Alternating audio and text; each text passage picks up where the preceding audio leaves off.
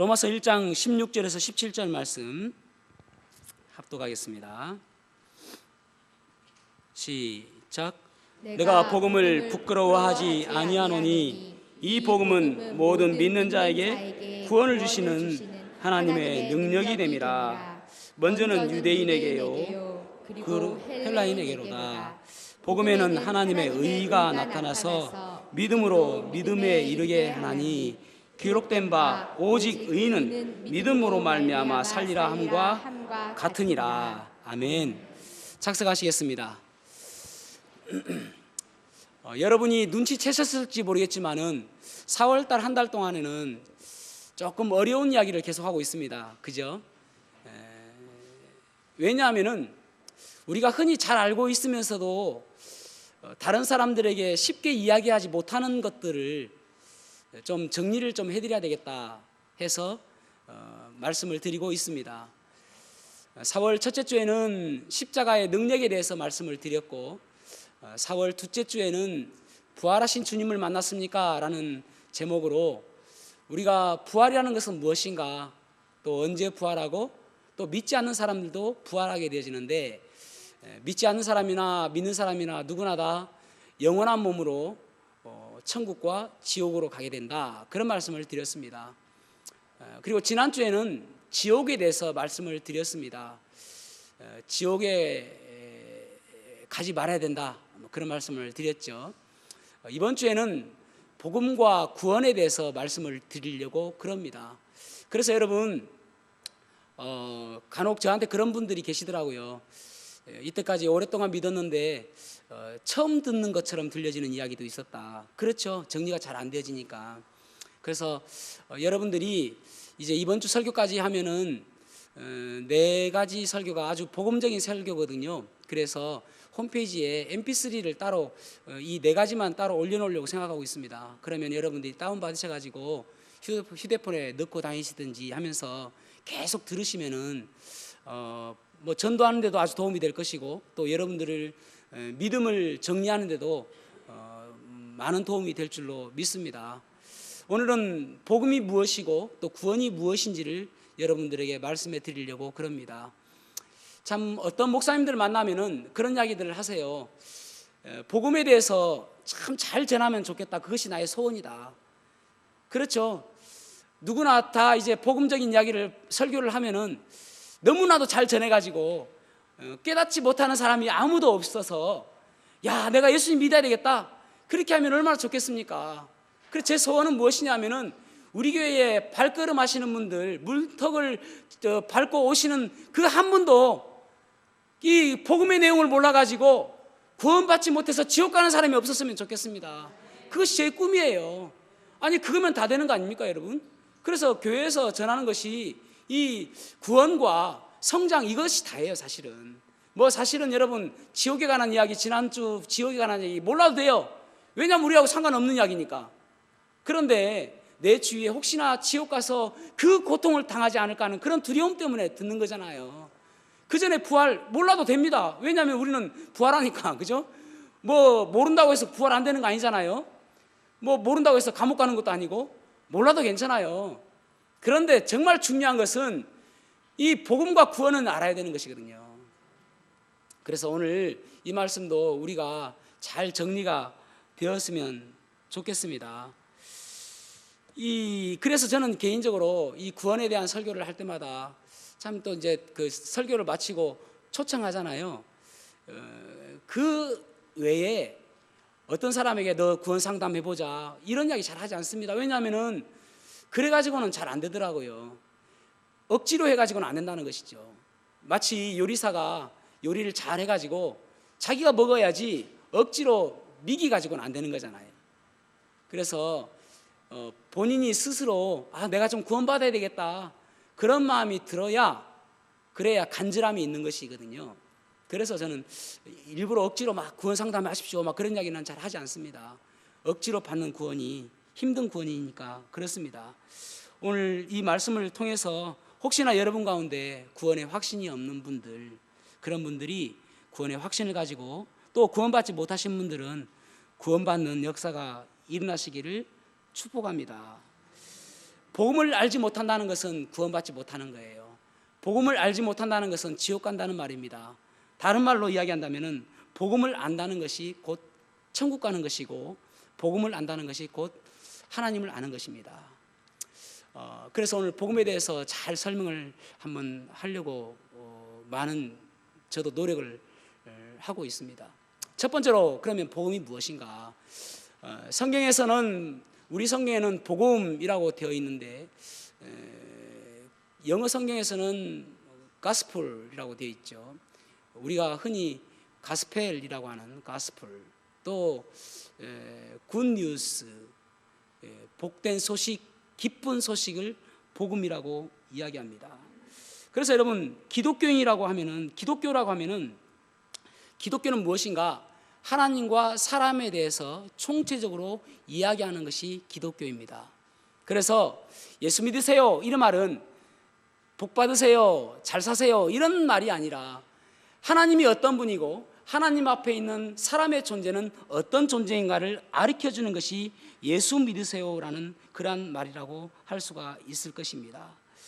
복음에 대해서 잘 알기 위해서 성경에서 뭐라고 이야기하는지 간략하게 먼저 이야기를 하자면은, 따라해 보시겠습니다. 복음 1, 하나님과 사람. 시작. 복음에는 네 가지 요소가 필요한데, 복음의 첫 번째 요소는 하나님과 사람에 대해서 말씀하고 있습니다. 하나님이 어떤 분이시고 또 사람이 어떤 존재인지 그렇게 말씀하고 있습니다. 그 다음에 복음 2, 죄. 시작. 두 번째 요소는 죄라는 존재입니다. 죄가 우리 인간에게 옴으로 인해서 사람은 타락하게 되었다. 그래서 그 죄로 인해서 우리가 지옥에 갈 수밖에 없다. 복음 3, 희생제물. 시작. 그래서 우리의 죄를 대신해서 희생제물이 필요한데, 예수 그리스도께서 우리의 죄를 대신해서 십자가에 달려 돌아가셨다. 이것이 복음의 아주 중요한 요소죠. 그 다음에 복음 4, 부활. 시작. 네 번째 요소는 예수님께서 죽으셨다가 부활하심으로 인해서 우리들도 똑같이 예수님과 같이 부활의 소망을 갖게 되었다. 이것이 복음입니다. 쉽죠? 네, 복음은 하나님과 사람, 두 번째 죄, 세 번째 희생 제물, 네 번째 부활. 이것이 복음이거든요. 그러면은 심층 학습 하겠습니다. 복음 1, 첫 번째 하나님과 사람에 대해서 이야기하면은, 창세기 1장 1절에 보면은 하나님께서 태초에 천지를 창조하셨다 말씀하고 있습니다. 여기서 하나님은 하나님의 존재를 증명하지 않습니다. 왜냐하면 하나님께서는 원래부터 계셨고 앞으로도 계속적으로 영원히 계실 분이시기 때문에 하나님은 하나님의 존재에 대해서 증명하지 않으십니다. 단지 하나님께서 세상을 창조하셨다라고 말씀하고 있습니다. 그러면서 모든 우주 만물을 창조하시면서 사람을 창조하셨는데, 창세기 1장 26절과 27절에 보면은 특별히 다른 것과 다르게 하나님의 형상으로 사람을 창조했다라고 말씀하고 있습니다. 이 하나님의 형상이라는 것은 도덕적, 이성적, 영적 존재다. 도덕적, 이성적, 영적인 존재로 하나님께서 사람을 창조하셨다. 그런 의미를 담고 있습니다. 그래서 기독교인이다 하는 것은 맨 첫 출발이 중요해요. 첫 출발이 하나님께서 이 세상을 창조하셔서 나의 주인이 되신다. 이것이 첫 출발이에요. 그래서 하나님께서 나의 창조자시고 나는 그의 피조물이다. 그것이 첫 번째 출발입니다. 이것 첫 번째 출발이 잘못되어지면은 절대 믿을 수 없어요. 절대 구원받을 수 없습니다. 하나님은 우리의 창조자시다. 이 출발, 이것이 우리에게 딱 새겨져야 되고요. 그래서 첫 번째 복음의 핵심은 하나님이 계신다. 하나님이 계신다. 그러면서 사람을 창조하셨는데, 하나님께서 사람을 하나님의 형상으로 창조하신 목적이 있습니다. 뭐든지 여러분 목적이 있잖아요. 그죠? 예를 들어서 마이크는 음성을 확장시키는 목적이 있죠. 또 뭐 여러 가지, 예를 들어서 의자는 우리를 앉게 하는 목적이 있지 않습니까? 모든 것들이 목적이 있어요. 사람을 하나님의 형상으로 창조하신 목적이 무엇이냐면은 두 가지인데, 첫 번째로는 하나님의 영광을 나타내게 하기 위해서, 하나님의 영광을 나타내기 위해서. 그래서 우리를 바라보면서 하나님 살아계시구나, 하나님이 저런 분이시구나, 하나님이 계시구나, 그것을 나타내기 위해서 우리를 창조하셨다. 두 번째로는 하나님과 교제하기 위해서. 얼마나 감사해요. 우리가 무엇이길래 하나님께서 우리와 교제하기 위해서. 그래서 만약에 우리가 타락하지 않냐고 에덴 동산에 있으면은 죽지 않고 영원히 하나님과 교제하는 거예요. 그것을 목적으로 하나님께서 창조하신 것입니다. 그러면은 복음 2, 두 번째 요소는 무엇인가? 복음 2, 죄. 시작. 그런데 하나님과 사람의 관계를 시기한 존재가 있었는데 그것이 사탄입니다. 이 사탄 마귀가 시기함으로 인해서 하나님의 영광이 자리해야 될 그 자리를 자신이 나타내도록 만들었습니다. 여러분, 하나님께서 우리의 목적을 가지고 만드셨다고 말씀을 드렸습니다. 그래서 마치 화살이 관역에 딱 맞추는 10점 만점에 10점 딱 맞추는 것이 하나님의 영광이에요. 그런데 빗나가게 만드는 거예요. 하나님이 나타나지 못하게. 그래서 네가 하나님이 될 수 있다라고 유혹한 것이에요. 하나님이 나타나지 못하게. 그래서 그것을 죄라는 단어가 헬라어로 하마르티아라고 이야기합니다. 비껴나갔다. 비껴나갔다. 하나님이 뜻하는 그 곳으로 꼽히지 않고 비껴나간 것을 죄라고 이야기하는 것입니다. 그래서 하나님과 사람을 사단이 죄가 들어옴으로 인해서 하나님과 사람과의 관계를 단절시키고 분리시키고 우리가 하나님으로부터 사망의 존재, 분리되어지는 그러한 존재가 되어지는 것이 죄가 되었다고 말씀하고 있습니다. 그래서 이 사단이 들어옴으로 인해서 우리가 하나님 말씀을 불순종하게 하고 하나님께로부터 떠나게 해버리게 되었습니다. 죄인의 모습을, 그래서 죄인의 모습이라는 것은 무슨 말이냐면은 죄를 지을 수밖에 없는 존재가 되었다는 것입니다.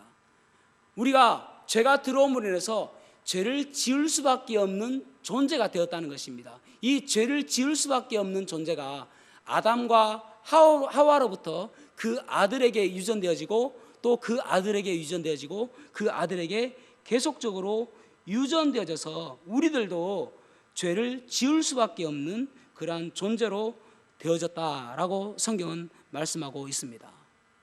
여러분, 그래서 우리가 죄를 지을 수밖에 없는 존재가 되어져서 우리의 상태가 무엇이냐면은 하나님께로부터 분리된 상태가 되었다는 것이죠.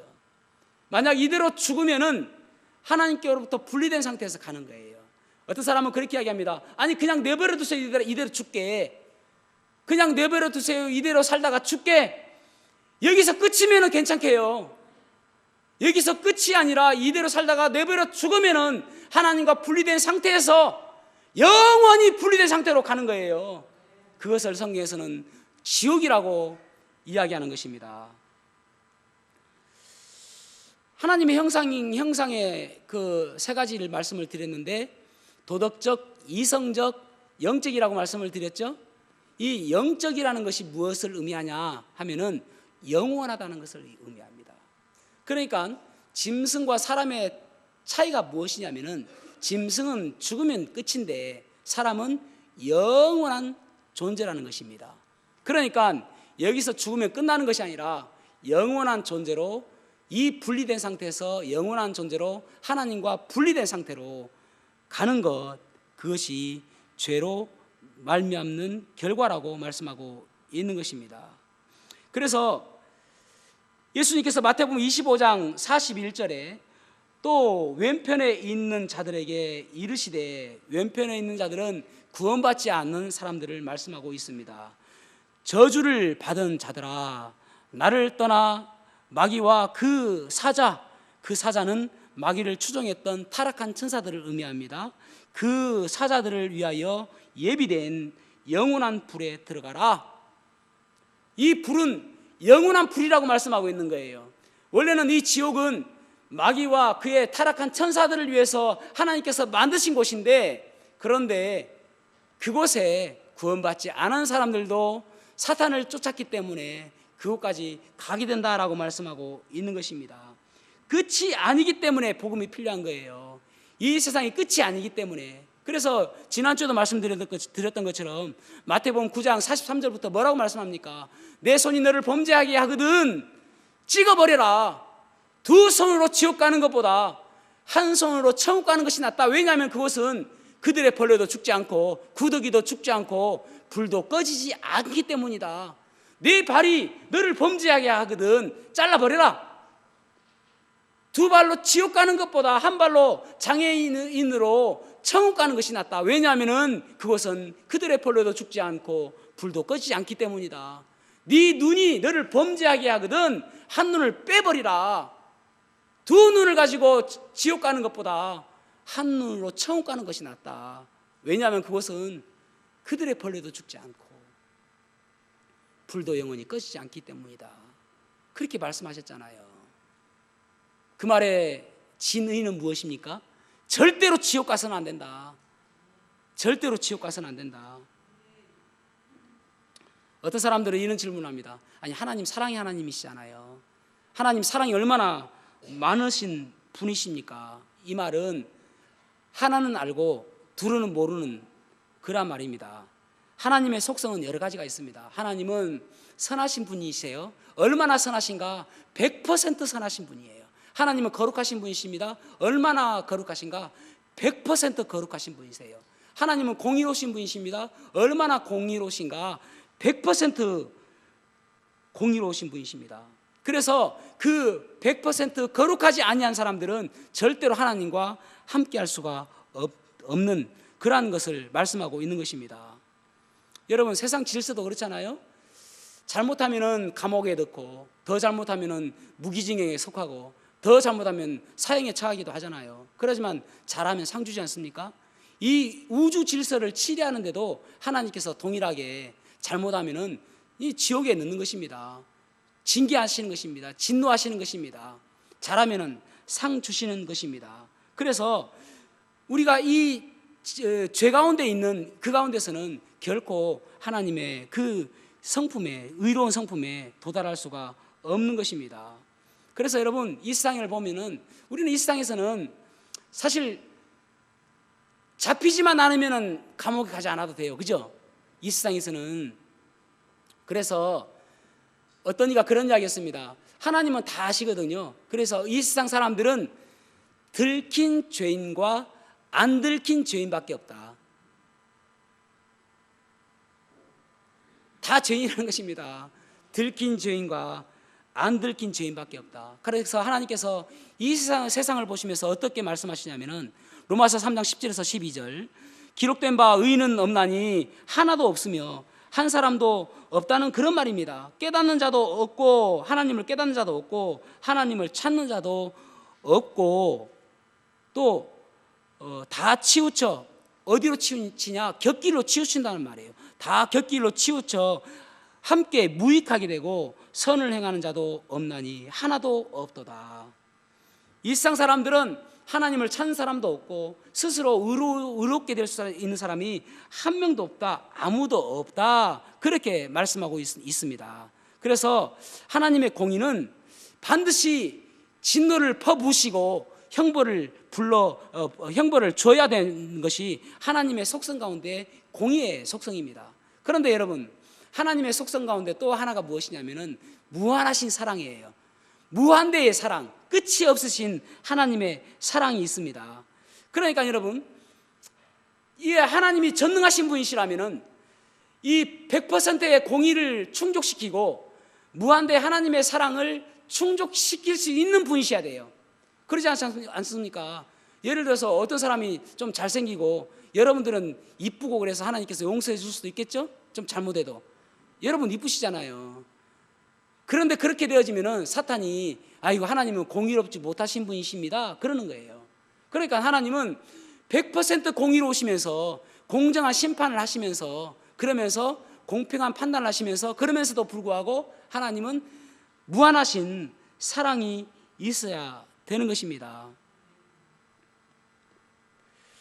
하나님의 진노는 반드시 그 죄인에게 쏟아 부어야 되고 그것이 공이고 하나님의 무한하신 사랑이 나타나야 되는 것이 사랑입니다. 그 희생이 한 번에 딱 이루어져야 돼요. 그래서 복음 3 희생제물 시작.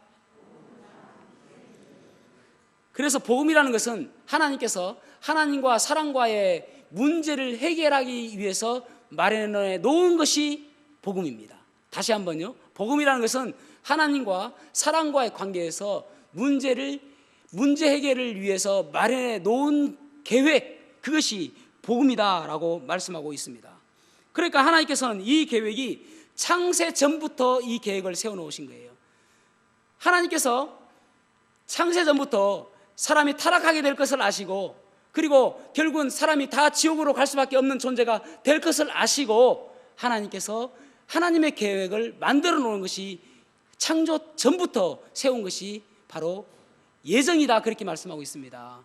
그것이 에베소서 1장 말씀이에요. 우리가 여러분 흔히 사람들이, 우리 특별히 성서 침략의 성도들이 성경을 쭉 읽어가면서 예정만 나오면은 의아하게 생각해요. 아니, 예정이 나오는데 하도 우리가 많이 들었던 이야기, 예정론, 이중 예정론, 켈비니즘에서 그렇게 이야기하잖아요. 어떤 사람은 구원받을 사람과 구원받지 않은 사람들이 정해져 있다. 그래서 이미 정해져 있기 때문에 구원받지 못할 사람은 구원받지 못한다. 그것이 켈비니즘이에요. 이중 예정론. 그래서 켈비니즘에서는 뭐라고 이야기하냐면은 제한적 속죄를 믿습니다. 제한적 속죄. 구원받을 사람만 위해서 예수님께서 십자가에 대속적 죽음을 하셨다, 그렇게 믿는 거예요. 그런데 우리는 무엇을 믿냐면은 보편적 속죄, 모든 사람들을 위해서 예수님께서 십자가에 달려 돌아가셨다. 그래서 요한복음 3장 16절 말씀처럼 하나님이 조금만 아니잖아요. 이 세상을 사랑하사 독생자를 주셨으니 이는 저를 믿는 자마다, 믿는 모든 사람들은 멸망하지 않고 생명을 얻게 하신다, 영생을 얻게 하신다, 그렇게 말씀하고 있지 않습니까? 우리는 보편적 속죄를 믿어요. 그래서 이 예정이라는 말을 우리가 이해를 잘 하셔야 됩니다. 이 예정이라는 것은 하나님께서 창세 전부터 우리를 위해서 하나님께서 구원 계획을 만들어 놓으신 것, 그것이 예정이에요. 그래서 그렇게 생각하시고 한번 읽어보시면은 성경이 이해가 쭉쭉 되어져요. 에베소서 1장 1절부터 쭉 보면은 창세 전부터, 그러니까 여러분, 예정이라는 말이 한 번도 미래에 관해서 기록된 것이 없습니다. 저 사람이 어떻게 될 것인가, 미래잖아요. 그렇게 기록된 것이 한 번도 없어요. 과거적으로 창세 전부터 나를 택정하시고 예정하사, 이렇게 말씀하고 있잖아요. 택하시고 예정하사. 하나님의 구원 계획은 이미 나에 대해서도 계획하고 계신 거예요. 하나님께서는 내가 지옥 갈 수밖에 없는 존재라는 것도 알고 계시고, 예수 그리스도를 통해서 구원받게 하는 그 계획을 이미 세워놓으신 것입니다. 그것이 예정이라는 단어입니다. 여러분, 그래서 에베소서 2장 8절에서 9절에 보면, 10절에 보면은, 2장 8절 이하에 보면은 왜 하나님께서 그렇게 마련해 놓으셨는가? 너희는 그 은혜를 인하여 믿음으로 말미암아 구원을 얻으나니 이것이 너희에게서 난 것이 아니요 하나님의 선물이라. 행위에서 난 것이 행위에서 난 것이 아니니 이는 누구든지 자랑하지 못하게 하려 함이라. 아니 여러분, 내가 좀 잘나가지고 구원받고 내가 좀 잘해서 구원받으면은 하나님 제가 그거 좀 했잖아요. 제가 헌금 좀 했죠. 제가 교회 일 좀 했죠. 그렇게 자랑하지 못하게 하기 위해서 온전히 창세 전부터 하나님께서 미리 마련해 놓으신 계획이다 이거예요. 우리가 자랑하지 못하게 하기 위해서. 그렇다면 여러분, 이 희생 제물이 되기 위해서 누군가가 희생 제물이 되어야 되지 않겠습니까? 그죠? 그 희생 제물이 누가 되어야 될 것인가? 천사는 될 수 없습니다. 왜냐하면 천사는 죽을 수가 없잖아요. 죄의 대가는 죽음인데 죽을 수가 없기 때문에 천사는 아무리 자기가 한다 하더라도 할 수가 없어요. 그렇다면 사람은 누구나 다 죄가 유전되어 있기 때문에 누구나 다 죄인이라고 이야기하지 않습니까? 그래서 사람도 그 희생 제물이 될 수가 없어요. 그렇다면 남아있는 게 짐승밖에 없잖아요. 그죠? 짐승은 될 수가 있습니다. 왜냐하면 짐승은 죄가 없거든요. 여러분, 죄에 대해서 정의를 잘 하셔야 되는데 너무 많은 걸 아시니까, 오늘 너무 많은 걸 하니까 머리가 빠개질 것 같을지 모르겠지만은 어쨌든 이야기해 보겠습니다. 짐승은 나쁜 일 하잖아요. 사람도 죽이기도 하고 물기도 하죠. 그런데 짐승은 왜 죄가 없냐면은 죄에 대해서 인식하지 못하기 때문에 죄가 없는 거예요. 하나님은 얼마나 선하시냐면은 죄에 대해서 인식하지 못하는 존재는 죄가 없다라고 이야기하시죠. 왜냐하면은 아기들은 죄에 대해서 인식하지 못해요. 그래서 태어나자마자 죽으면은 아기들은 천국 갑니다. 왜냐하면 죄에 대해서 인식하지 못하기 때문에, 아니 자기가 알지도 못하는데 너 죄인이다 이렇게 못하잖아요. 그래서 죄에 대해서 인식하지 못하기 때문에 죄인이 아닌 거예요. 아기는. 짐승도 마찬가지입니다. 지가 물어 뜯고 있는지 죽이고 있는지 모르는 거예요. 이것이 죄인지 모르는 거예요. 그래서 짐승은 죄가 없어요. 그런데 짐승의 이 피는 불완전한 거. 사람하고 똑같지 않으니까. 그래서 계속적으로 제사를 드려야 되는 거예요. 계속적으로. 그런데 창세전부터 계획하셨다는 것은 무엇이냐면은, 하나님에게는 삼위일체라는 속성이 있습니다. 삼위일체. 하나님은 삼위일체입니다. 삼위일체라는 것은 무슨 말이냐면은, 한 분이시면서 세 인격체가 있다. 한 분이시면서 세 인격체가 있다. 그래서 성부 하나님이 계시고 아들 하나님이 계시고 성령 하나님이 계세요. 하나님 아들이 계신 게 아니에요. 정말 중요한 이야기입니다. 하나님 아들이 있는 게 아니라 아들 하나님이에요. 아시겠죠? 아들 하나님이 계시는데 그 아들 하나님께서 이 땅에 사람의 몸으로 있고 오셔야 죽을 수가 있는 거예요. 삼위일체 하나님이 아니었다면 그 희생 제물이 될 수 있는 존재가 없어요. 영원한 속죄를 할 수 있는. 그러니까 삼위일체 중에 하나님이신, 전혀 죄가 없으신, 전혀 100% 공의로우신 하나님께서 인간의 몸을 입고 오셔야, 인간이 되셔야 죽을 수가 있잖아요. 아까 말씀드린 것처럼 천사가 될 수 없고, 그래서 인간의 몸을 입고 오신 거예요. 그런데 만약에 누군가 이만희처럼 어머니가 있고 아버지가 있고 그런 사람 같으면은 이미 죄의 유전에 의해서 죄가 들어오잖아요. 그러면 이미 죄인이 되었잖아요. 그러면은 이것은 그 희생 제물이 될 수가 없는 거예요. 그래서 성령으로 잉태해야만 죄가 없이 희생 제물이 될 수 있는 조건이 되어지는 거예요. 그래서 예수님께서 동정녀 마리아의 몸을 입고 사람의 몸을 입고 이 땅에 오신 것입니다. 그래서 여러분, 하나님께서, 그 거룩하신 하나님께서, 죄가 하나도 없으신 하나님께서 그 죄가 되셔가지고 이 땅에 오신 거예요.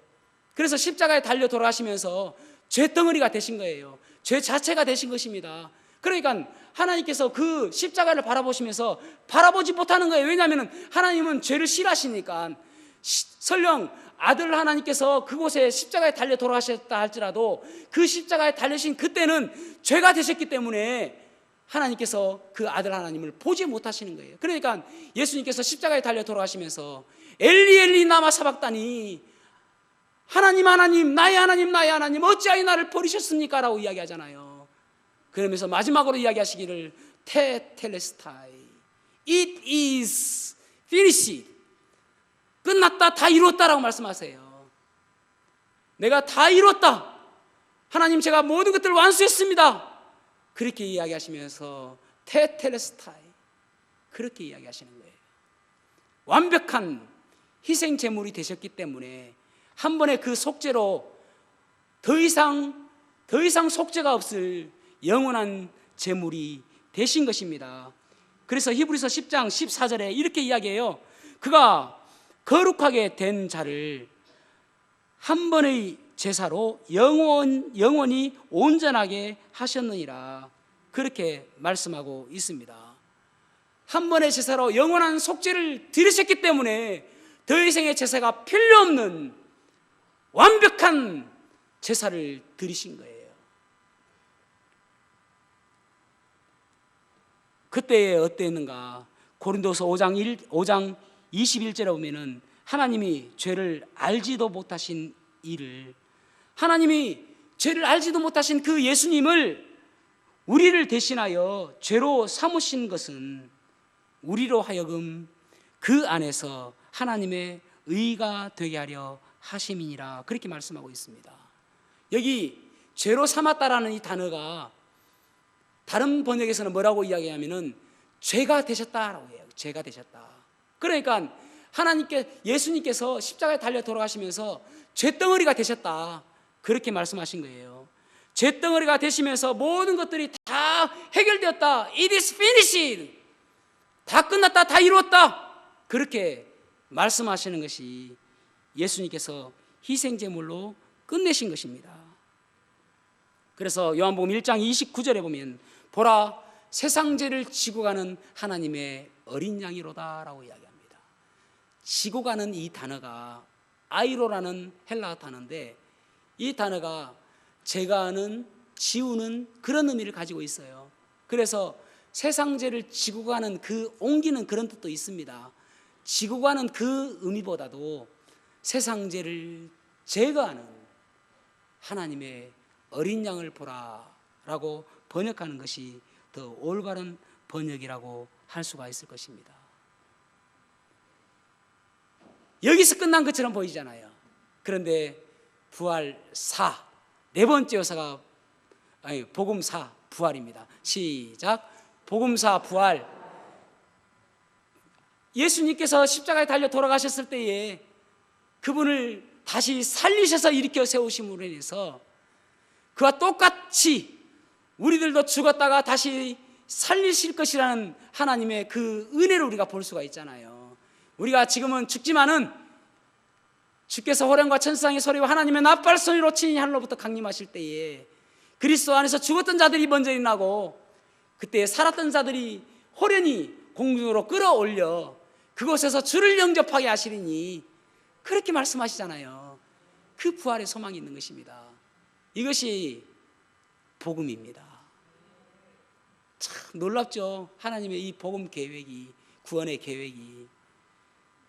그래서 고린도전서 15장 1절에서 4절에 보면은 바울이 이렇게 고백합니다. 형제들아, 나와 너희에게 전한 복음을 너희에게 알게 하노니 이는 너희가 받은 것이요 또 그 가운데 선 것이라. 너희가 만일 내가 전한 그 말을 굳게 지키고 헛되이 믿지 아니하였으면 그로 말미암아 구원을 받으리라. 그러면 구원받는다는 것이죠.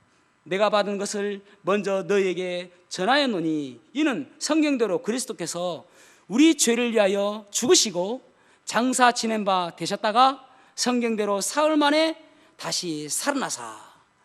주님께서 나를 위해서, 나의 죄를 위해서 죽으시고 묻히시고 사흘 만에 다시 살아나신 것을 믿으면 그것이 구원이다. 그렇게 말씀하고 있는 것입니다. 그래서 구원이란 무엇인가? 두 번째, 구원이 의미하는 것은 무엇인가?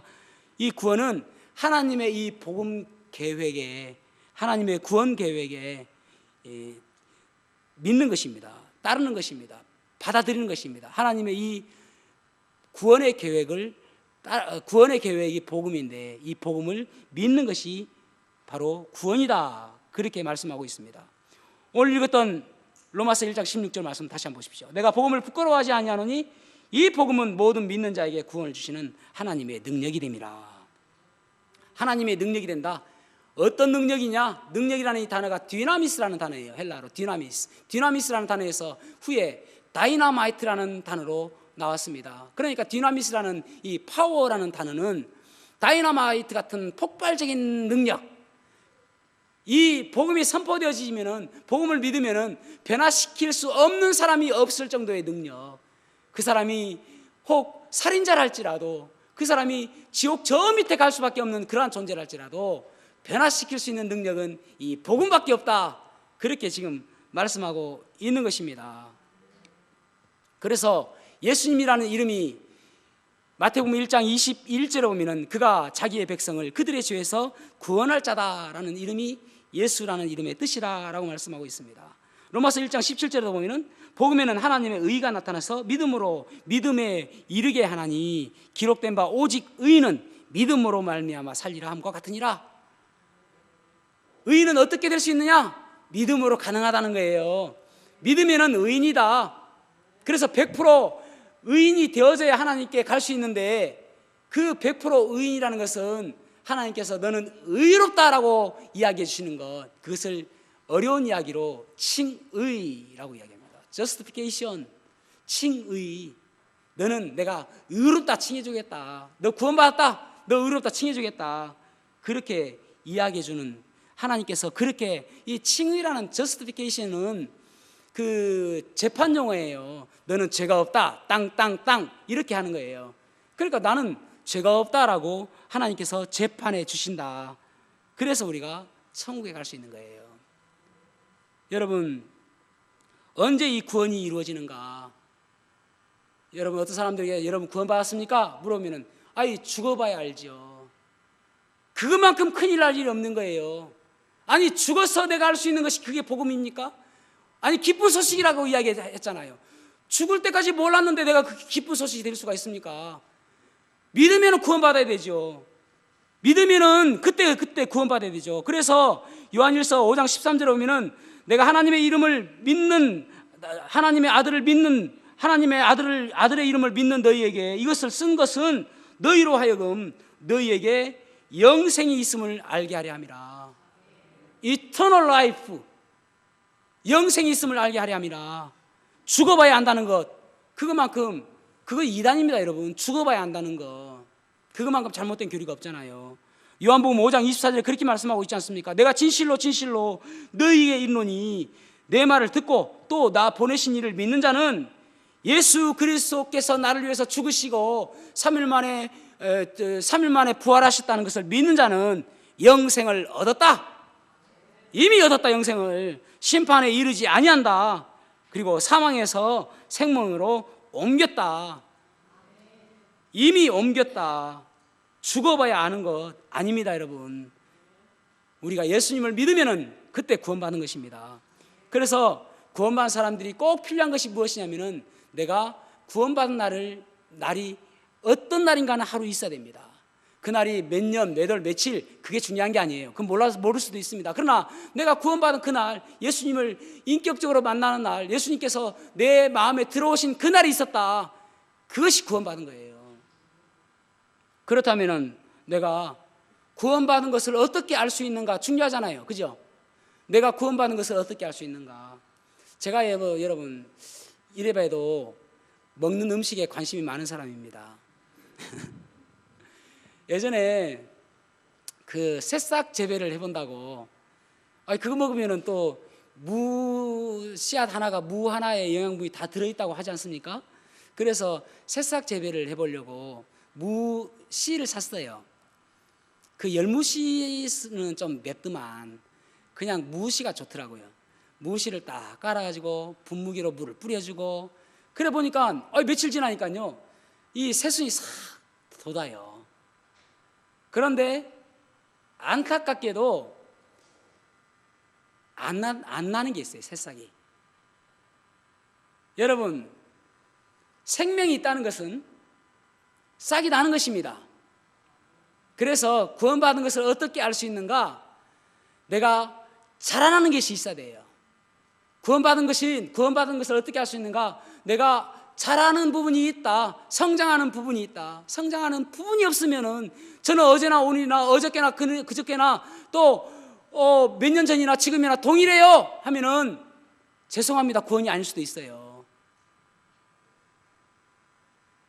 어제보다 오늘이 좀 나아져야 되고, 어제보다 오늘이 예수 그리스도를 아는 지식과 지혜가 좀 더 자라야 되고, 또 믿음이 좀 더 강해져야 되고, 또 옆 사람들을 바라보며 더 긍휼히 여기는 마음과 불쌍히 여기는 마음이 더 자라나야 되고, 좀 더 커져야 되는 것이죠.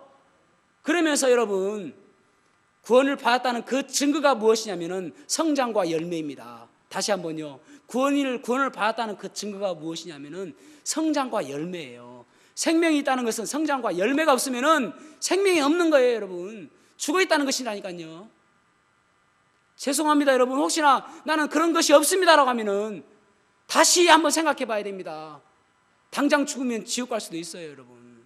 그래서 구원받은 사람의 특징이 무엇이냐면은 점점 시간이 갈수록 내 마음에서 하나님이 더 커지고 나는 점점 작아지는 거예요. 어제보다 하나님이 좀 더 커지고 나는 좀 더 작아져서 나는 점점 없어지는 거예요.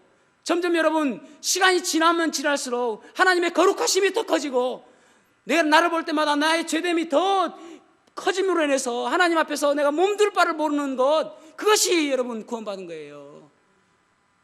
시간이 지나면 지날수록 하나님은 더 작아지고 나는 더 커지고, 이거 구원 아닙니다 여러분.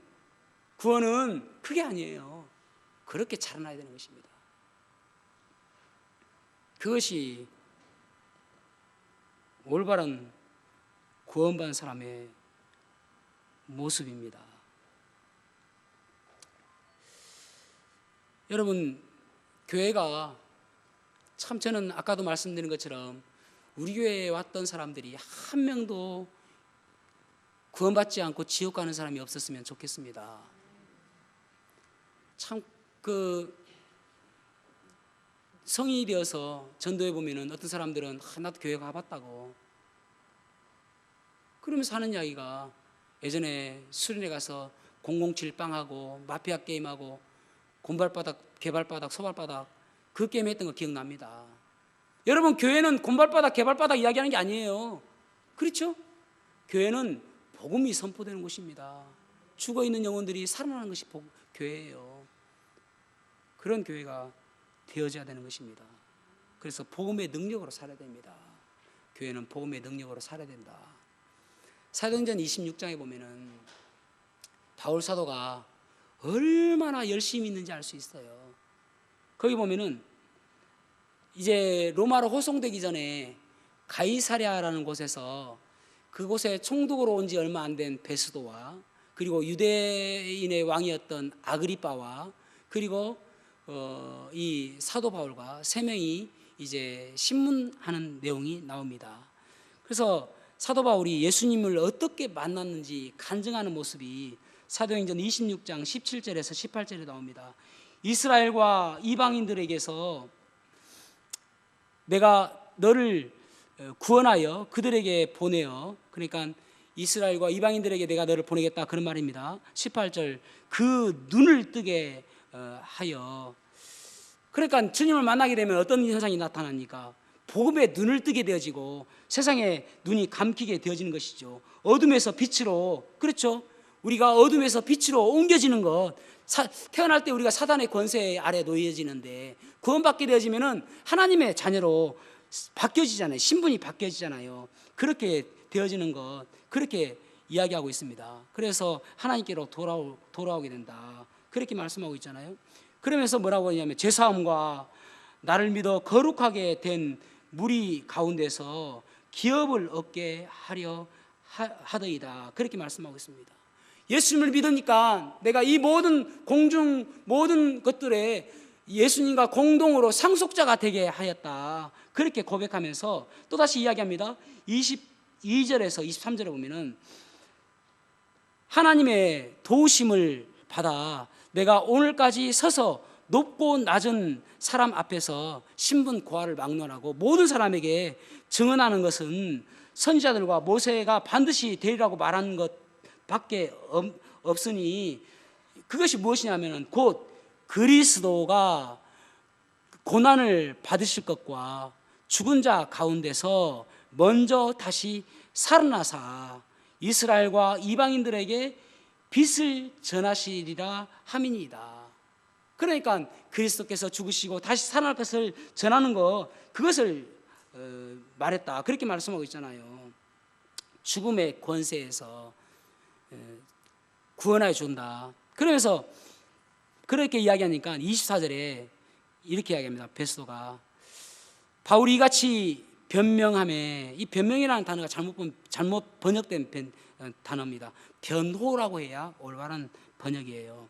변호함에 이렇게 하는 것이 맞죠. 베스도가 크게 소리내어 이르되 바울아 내가 미쳤도다, 내가 미쳤어, 그렇게 이야기해요. 네 많은 학문이 너를 미치게 하였다. 그러자 25절에서 26절에 바울이 베스도에게 이야기합니다. 바울이 이르되 베스도 각하여 내가 미친 것이 아니오 참되고 온전한 말을 합니다. 그러니까 온전한 말이 다른 성경에서 뭐라고 이야기하냐면은 맑은 정신으로 지금 이야기하고 있습니다. 그렇게 이야기합니다. 28절에 보면 아그리빠 왕이 이야기합니다. 아그리빠가 바울에게 이르되 내가 적은 말로 나를 권하여 그리스도인이 되게 하려 하는도다. 적은 말로 나를 그리스도인이 되게 한다. 그런데 여기서 참 중요한 단어가 빠졌어요. 너무나도 아쉬운 단어입니다. n이라는 헬라어 단어인데 in이라는 영어로 번역할 수도 있는데 이것을 영어로는 뭐라고 번역했냐면 almost, 거의, almost 크리스찬. 네가 네 여러 가지 이야기를 함으로 인해서, 너의 간증을 함으로 해서 내가 거의 그리스도인이 될 뻔했다 이놈아, 이렇게 지금 이야기하고 있는 거예요.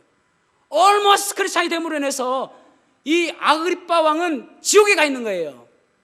모르겠습니다. 그 뒤에 예수님을 영접했는지 모르겠지만은 만약 이 상태로 그대로 갔다면은 그는 지옥에 간 거예요. 여러분, almost 크리스찬, 거의 그리스도인이 되어서는 안 돼요. 온전한 그리스도인이 되어야 되는 것입니다. 거의 그리스도인이 되어서는 안 돼요. 사도 바울 보십시오. 얼마나 복음에 담대함이 있으면은 I am not ashamed of the gospel. 내가 복음을 부끄러워하지 아니한다. 왜냐하면은 because it is 하나님의 능력이 된다. The power of the gospel, the power of God. 하나님의 능력이 된다. 그렇게 말씀하고 있잖아요. 여러분, 사도 바울의 이 복음에 대한 이 열정, 이것을 우리가 닮아야 됩니다. 그래서 우리가 지금 내가 어디에 관심을 갖고 있는지, 오늘 복음에 대해서 지금 이야기하고 있잖아요. 복음에 대해서 이야기하면서 참 저는 이 사도 바울처럼 복음에 미쳤으면 좋겠습니다. 복음에 미쳐가지고 지금 내가 복음을 부끄러워하지 않습니다. 그 어떤 사람 앞에서도 복음을 담대히 이야기할 수 있는 그런 사람이 되었으면 좋겠어요. 무엇에 여러분 정신이 빼앗길 게 있습니까? 어떤 사람이 있잖아요. 길 가는데 이 앞에 글이 뭐라고 적혀있냐면은 나는 미쳤다 라고 적혀있는 거예요. 나는 미쳤다. 그러니까 그 사람들이 그거 보고 와, 저 미쳤대 비웃고 난리가 났습니다. 그런데 그 뒤에 적혀있는 글을 보고 숙연해졌어요. 뭐라고 적혀있냐면은 앞에는 나는 미쳤다라고 이야기하면서 뒤에는 나는 그리스도에게 미쳤다. 너는 누구에게 미쳤느냐? 여러분, 누구에게 미쳐 있어요? 복음에 미쳐 있어야 됩니다. 복음에. 그래야 복음의 능력을 믿고 구원받게 되어지고 또 다른 사람들을 구원시킬 수가 있는 것입니다. 우리가 날마다 마라나타 마라나타 아멘 주 예수여 오시옵소서라고 이야기하잖아요.